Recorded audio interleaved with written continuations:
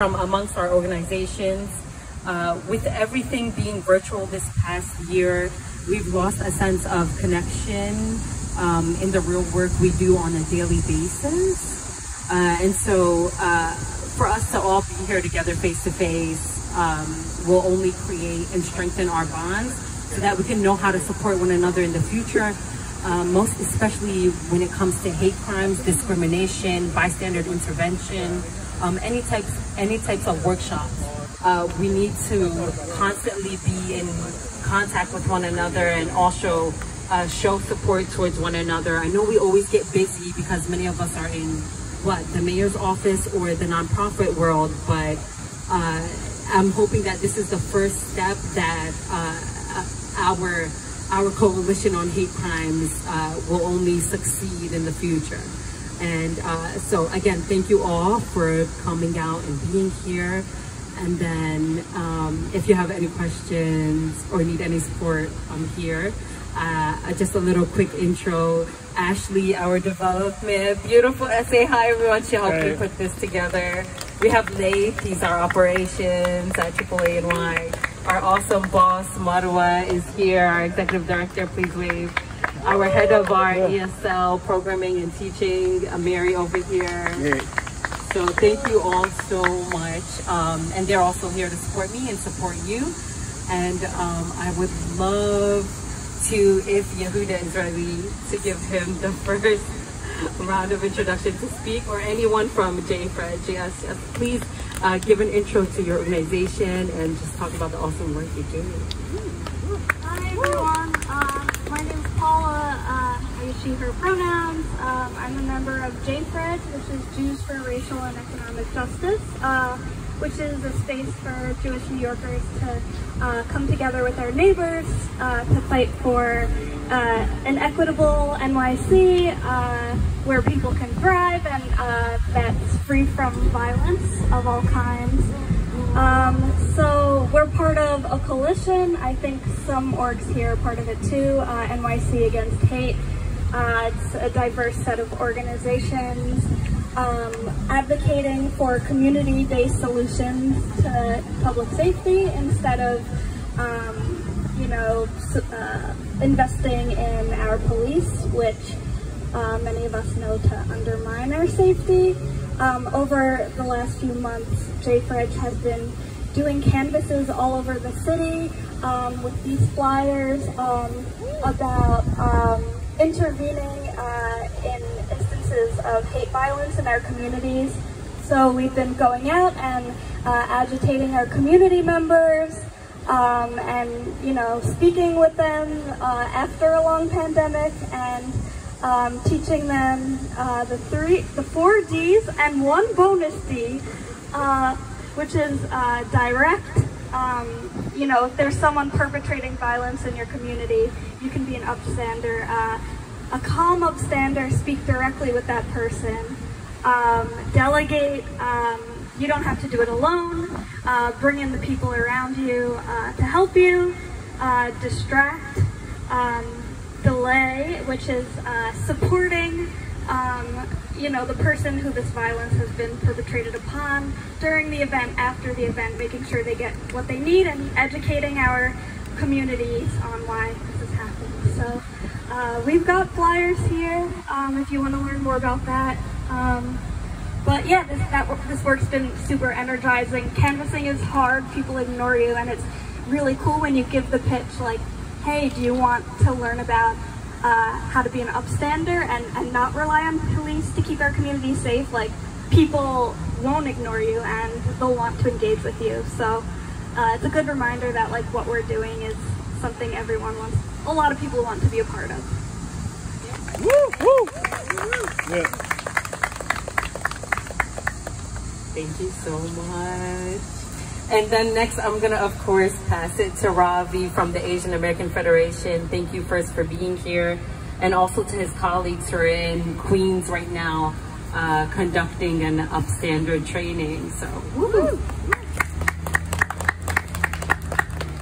Thank you so much, Yafa and AAA&Y for putting this together. A lot of my colleagues wanted to be here, but you know, a lot of us are doing the work at the same time and trying to make sure the work is known amongst our allies, amongst people who need it, amongst, you know, people who can become safety experts on the ground in lieu of the police. So I'm Ravi Reddy, the Associate Director for Advocacy and Policy at Asian American Federation. We're a nonprofit advocacy organization advocating on behalf of 70 grassroots nonprofit, Asian-led, Asian-serving nonprofits. And so my job is to work at the city, state, and federal level, help spearhead our advocacy efforts. Right now, this is exactly the sort of work that we're focusing on. The 5 Ds, to anyone who's listening, that's our first line. And, you know, I think right now what we're really fighting for at the city front is for our Hope Against Hate campaign, which is to really get funding towards exactly the sort of work JFred is doing, upstander training, safety ambassador programs, safe zones that involve all community stakeholders, faith centers, small businesses. What we keep telling people is that what happened yesterday to one community is happening today, and it will happen tomorrow. So we need to invest in exactly this sort of work now, and that any funding we get is just a down payment, that we fully expect city support to continue this work. And next year, with 6 Asian Americans hopefully becoming part of city council, we're hoping the fight will be easier and that there will be more validation for exactly the sort of work we're doing here today. Thank you so much. Yeah. Thank you so much, Ravi. Woo. And then I want to welcome MCNN. So you're going to have to pronounce your name properly because I don't want to butcher it. And please speak about the work you do and how's it feel to be a newcomer and do the work that you do and to be here.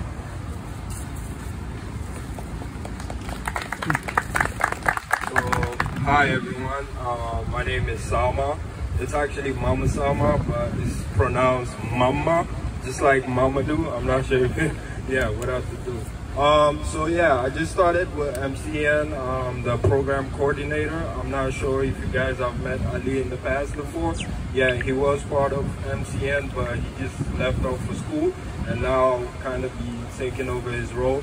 So as far as like my position, one of my main roles is to make sure that there's some sort of engagement within the Muslim community throughout the city when it comes to like making them aware of different resources that are around, and also, you know, making sure that, you know, they have ways to access those resources as well. So one of the things that I've been working on lately is the Excluded Worker Fund that was recently passed. And my goal is to essentially sign up those individuals who couldn't have access to, you know, unemployment throughout the pandemic, and, you know, just help them out throughout that. And yeah, I'm very much excited to be working with MCN, and I'm, you know, looking forward to meeting all of you guys and learning from each and everyone here, and I'm happy to be here. Thank you so much, Mama C. You got it. Okay. And thank you for working on the Excluded Workers Fund. We know how difficult that is, and that's also something AAANY is working on through the Advocacy Department and Social Services. And so that's really important since so many undocumented folks had no type of support. And thank you again for that. And then I wanted to introduce Ahmed, and if Abdullah's around, oh yeah, there he is. First, thank you both for coming out and then having your volunteers and participants show up. I hope that they learn and meet everyone here, because our organizing circles are really important, especially when things get hectic. Know that you can always reach out to someone somewhere else and they'll be there to support you. All you have to do is ask. So I'm going to pass the mic to Ahmed or Abdullah, whichever one. Assalamu alaikum. So thank you so much for having us here, for everybody showing up. It's great. So CARE New York is the Council on American Islamic Relations. We're a civil rights and advocacy organization for the Muslim community. We represent the entire state, so it's a lot of Muslims and a lot of territory to cover. A lot of our work is geared towards you know, fighting hate, bias incidents, and responding to discrimination throughout the state. wherever it rears its ugly head, whether that's in our New York City public school system, whether it's through the NYPD's policing tactics, whether it's showing support and allyship for our Asian American community, family, or elsewhere. So that's really important to us, to make sure that Muslims in this state and in this city can live their lives the way they want, practicing the way they choose, freely and without having to make unnecessary or immoral decisions about choosing to work versus choosing to practice their faith. And that's really important. We're really looking forward to working with everybody, because something that's extremely important for us is to improve the reporting mechanisms that are in place for our community. We are, we don't vote at the same rate. We also don't report crimes at the same rate, especially when it comes to bias and hate. And so educating the community, making sure that they know they have organizations like organizations here to turn to for help is extremely important, because I truly believe that our community and your communities as well, they trust you a lot more than they trust the NYPD or the FBI or whatever law enforcement agency that we're dealing with, especially if they're a community that's been surveilled. And so it's extremely important that they know they have a community-based organization that supports them and that's going to have their back. And that's kind of what we do on a regular basis. We advocate for our constituents, our clients, at every single level, whether that is contacting their elected officials, the NYPD, doing rallies or protests. And sometimes our work ends up in court as well, especially when it comes to hate crimes. We've lately been very aggressive on trying to go after and sue the perpetrators of hate crimes if they have assets, to make sure that the families who have been impacted directly have something that can help them moving forward, especially when it comes to making sure that they're made whole throughout the process. So something we did bring is we brought Know Your Rights information. They're in Arabic, so Arabic, right? Mm-hmm. Yeah, so if you don't read Arabic, go online and you can get the English version or whatever version you'd like to read. Thank you so much. Yeah.